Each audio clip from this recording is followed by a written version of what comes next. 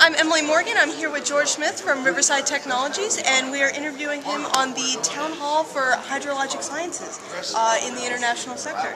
So, George, I really have to ask, this is an incredibly diverse panel, and we've really crammed a lot of information into it. How did you manage to get so many different points of view on this one panel? Well, I think part of it is the hydrology community spans an incredibly large spectrum of information. You have to deal with the atmosphere, the hydrosphere, the terrestrial oceanographic, and the climate environment, as well as water quality and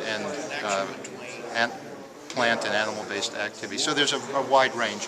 And what has happened over the years is various aspects of that have been taken up by different agencies of the government and different organizations. But when you talk to the variety of people that are there, they're all interested in contributing their part to the entire community. So I think it's reflective of the fact that there's an entire community here, all of whom contribute their piece to the message. Excellent. That was definitely apparent in the panel.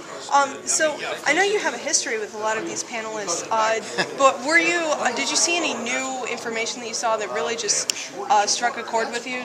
Were you impressed by anything that you saw? Well, I think especially some of the message about how these projects, especially that are implemented internationally, it's well known that they require ongoing care and feeding in order to keep them going.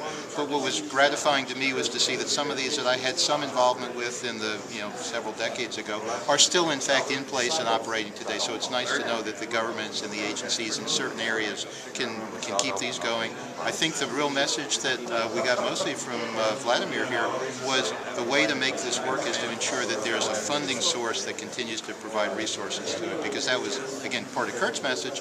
When the funding dries up, some of the resources go away. So I think the trick is to develop these projects in a way that there is ongoing funding, and that way they tend to have staying power. Now, the panel touched on some really important topics and themes throughout the hour.